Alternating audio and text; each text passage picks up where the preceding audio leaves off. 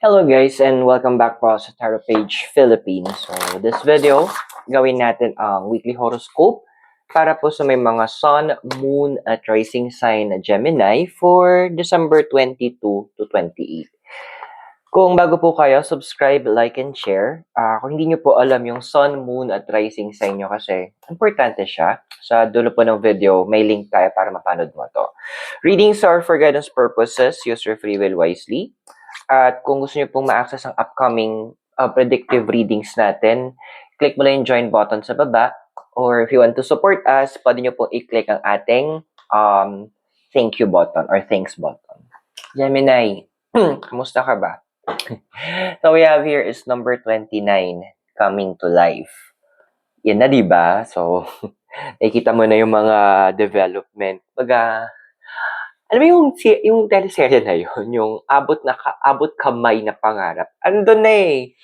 So, yes, there are still some setbacks na nararanasan natin. There are still mga bagay na medyo nag-hold back pa sa'yo. But this doesn't mean na hindi matutuloy yung mga plano mo, Gemini. Now, what I'm seeing here kasi sa number 29, sa coming to life. So, 29 to, it's 11. So, ano nga may 11? Justice ba? So, andun na binabalance mo na lang yung mga bagay. So, kumaga, more on repaso na lang yung tina-target mo. And since 11, tapos 2, so, doon na may mga kailangan ka ng i-balance. So, there are certain people na lang na kailangan mo talaga din kausapin para sabihin na natin ma-settle yung mga kailangan mong ma-settle. And Gemini, what I'm seeing here kasi, there are things na sabihin natin na kailangan mo pang bigyang pansin. Medyo kapos lang talaga sa oras, no? So, medyo it's time that you seek help sa mga tao na willing and alam mong nag-offer na ng assistance sa'yo. Okay? Now, ano ba yung crossing mo? So, we have your number 20, flying. So, siguro ganun talaga, no, Gemini, yung sa part mo na medyo nahihirapan kang medyo magtiwala ulit. Given na you saw how people treated others. Alam mo yung what I appreciate dito sa ginagawa mo na may mga iba kasi sa inyo nagbibigay na kayo ng fair warning sa ibang tao. Kumbaga, nakita nyo mali at andoon kasi, nag-promise ako na hindi ako magsasalita or ayokong makasira. Pero nagbibigay ka ng warning. Nagbibigay ka ng clue, which is a very good thing. Kasi andoon na, kasi there's ang hirap talagang i-balance yung secrecy, promise to secrecy, and also being honest. Medyo mahirap talagang i-balance yun. Pero kung ako personally papapiliin mo, mas pipiliin ko yung honesty. Ako kasi, sabi nga, the truth will set us free. So, andoon na may mga tie-ups ka na hindi ka makagalaw because of certain na paniniwala. Pero, eto kasi yung, ang gulo ng pusa ko. So, ito kasi sinasabi ng cards, you need to also look at the bigger picture. Hindi, eto bang pagsasalita mo, mas madaming matutulot na maganda sa lahat ng tao? Or, pag nanahimik ka ba, mas madaming makikinabang? So, it's about questioning then the next action. Yes, may mga pinanghahawakan ka, may mga pinaniwalaan ka, pero this is a moment na medyo kailangan nating i-balance yung mga bagay na yun. Okay? Now, ano ba yung desire card mo ngayon? Number 15, One Ring Circus, which is number also. So, andoon na 15 kasi is about, kung tama ako, it's about, tama ba? Temperance ba? Ayan, nalimutan ko. Nagbasa pa ako ng card kung hindi ko maalala. Ay, hindi. It's a card of the devil. So, andoon na, feeling mo, ang dami yung parang gusto mong magawa to na maraming mga bagay na gusto ka magawa on your own. Pero, siguro masasabi ko in a way, at tribida, may mga feeling close na feeling nila meron silang malaking ambag kapag nandyan sila. Little did they know na mas sanay ka ng solo eh. Mas alam mo pa paano paganahin yung mga bagay-bagay. Mas sanay ka na ikaw lang yung gumagawa. Kasi, yun nga, siguro, part na rin yung trust issue mo na people made promises sa'yo sa past, tapos biglang, poof, G1.com ka na lang sa ere. So, tama, masisi sa part na yun. Kasi, alam mo yun, learning from experience eh. And, kumbaga, hindi ko rin siya masabi na limiting belief. Kasi, andoon na yung experience mo, doon ko humuhugot ng, inform, ng mga paano ka magde-decide. So, wala nang problema. Pero, nagawin mo itong mga bagay on a solo mode. Pero, alam mo naman kung kanino ka manghihingi ng help. And, ako nagtitiwala ako na alam mo kung sino yung pwede mong lapitan eh. Kung sino yung sabihin natin na pwedeng maging sanggang balikat mo in this movement na ginagawa mo. Now, sa foundation mo, meron tayo dito. It's slow and steady. Okay. So, pinapakita ng card na to na na literal, ayaw mo talagang madaliin. Kasi you've learned na pag minadali ko itong mga bagay na to, pwedeng hindi maganda yung kalabasan. Which is a good thought. Kasi andoon na, sabi na yung slowly but surely. Kasi, oo nga naman. Kasi, pansin mo, yung mga, pag yung manood ng horror movie sa inyo, kung sino yung laging tarantang itik, sila yung unang nasisigpay. But kung sino yung logical mag-isip na umagaan doon na hindi niya hinahayaan na biglaan siya magdesisyon, sila yung mostly yung mga nabubuhay. And you are the one. Ikaw yun. Yung the survivor of that movie. Okay. Now, ano ba yung nasa past mo na prominent? So, we have here is 42. Wide open. Well, given naman, kaya gusto mo siguro magkaroon ng movement. Kasi andoon na yung parang sa horror movie, parang andoon na you are free. Makakahinga ka, hindi ka na naiipit. Andun kasi na, ang dami sa inyo in the past sa parang yung mga bawat actions nyo, kailangan nire-report nyo sa ibang tao, o limited yung mga opportunities na nakiklaim nyo or nagagamit nyo para sa sarili nyo para to grow. And ngayon, may opportunity na kayo to be a better version of yourself, karon ng mas magandang kalalagyan sa buhay.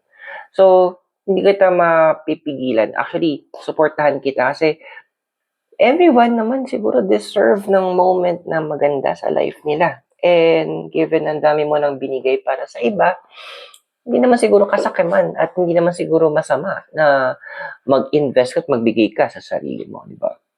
Kasi in the future, ito yung nakikita ko sa number 54, encouragement. This is you in the future. So, andoon na, actually nakakatawa lang, medyo mag-shift tayo ng deadmatology muna ang peg mo. Andoon na, wala ka ng, alam mo yung tipong, uwa ka pake sa magiging sasabihin ng iba, anong reaction ng iba, ano yung maramdaman ng iba. Kasi, andun yung level na, ano ba, all this time kayo na iniisip ko, kayo na yung kinoconsider ko. Pwede bang ako naman ngayon? Pwede bang this time is just me na ang magiging sentro ng sarili kong kwento? Ngayon, kung mag-iinarte yung mga nasa paligid mo, it's only a sign na ang concern lang nila is wala sila makikita sa'yo, hindi nila makita or hindi na kaya maging masaya in your own advancement or sa sarili mong growth. So, kung nakaka-resonate ka sa reading, don't forget to subscribe, like, and share. At kung gusto mo ma-access ang upcoming predictive readings, click the join button sa baba. For now, tuloy natin yung reading mo. Now, your physical environment, we have your compass. Ay, wala talaga pipigil sa'yo. Wala na makakapigil talaga. Andun na yung point na, no, this is what I want. This is who I am. This is what I need to do. Ayan na. So, andoon na yung level na yun na hindi, since nga magkakaroon ka, sabi niya, medyo magkakaroon ka ng magiging deadma ka na sa mga tao. Andoon na na kahit anong sabihin ng iba, ay tutuloy mo talaga. Yes, there are certain things pa na kino-consider mo. Maybe ito yung mga tao na loved ones mo, pero andun yung point na no, moment ko 'to. So, andoon na this is a time for you to really expand and make yourself into a better person. And what is the best way to do that? As in talagang movement ang gagawin mo dito. Kasi, andoon na sa emotional environment mo. Number 45, we have here sad embrace. Kaya may mga bagay na talagang iiwanan mo along the way. May mga connections na hindi na mawawala. Sabihin natin malilesen, andoon na magkakaroon ng distance. Pero kasi, alam mo yung tipong if a person loves you that much, yung tipong kaya na maging masaya para sa mga changes na ginagawa mo para sa sarili mo. Sila yung mga tipong una pang papalakpak, una pang magsasabi, go mo yan, Gemini, kasi para sa yan, it's something that is for you. So, this card is actually saying na nakikita mo na kung sino yung mga taong yun At yung mga tao na willing to embrace you and also to let go of you. Kasi, yun yung nakikita mo na yun yung next level para sa ng universe. And, kumbaga, tagal na to dapat matagal mo na tong ginawa Masyadong naging self-sacrificing ka lang along the way. Now, your hopes and fears, we have here yung 43, details. So, yung card nagpapaalala sa'yo, you're hoping that everything is in good process. Pero, andoon kasi yung fear na baka meron kang ma-miss out. Okay, so kung may andoon na may ganun kang pag-iisip, hindi ba mas mabuti kung kailangan isusulat mo, i-jot down mo lahat ng mga, kumbaga parang sa grocery, checklist, di ba? Ano ba yung checklist ng mga kailangan mong gawin? Sino yung kailangan mo kausap? Kailan ba to? Kumbaga, gumawa ka ng sarili mong timeline on the things na kailangan mo ma-accomplish. Sino ba yung kailangan mo ma-reach out? Magkano ba? It's a personal diary na gagawin mo at this point. So, yun yung something na kailangan mong gawin. And with this, yung mga tao na kailangan mong makipag-connect with, keep them also updated para andoon na alam nila kung paano yung magiging next move nila para coordinated lahat ng actions nyo. Ha? Kasi in the future, ito ka. This is you. We have here is number 52, magical map shifter. Ayan. So, ano na yung iba dyan? Hindi pa ba kayo nakakaalis? Hindi nyo pa ba natutuloy? Kasi I'm also seeing here may nadagdag dito sa cards that there are some na nagpaplano by next year na gusto nyong mag-travel. I'm not sure kung tong travel na to, it's for work or for vacation, then go. So, isecure nyo na yung mga passport nyo. Kasi, andoon na, iba sa inyo gisip, kasi pag umalis ako ganyan-ganyan, ay gagawa ng paraan niya, matatanda na yung mga yan, kaya na lang gumawa ng baby, so they're already old enough para maging responsible. Huwag mo silang i-baby ng masyado kasi ikaw lang din yung kawawa sa bandang huli.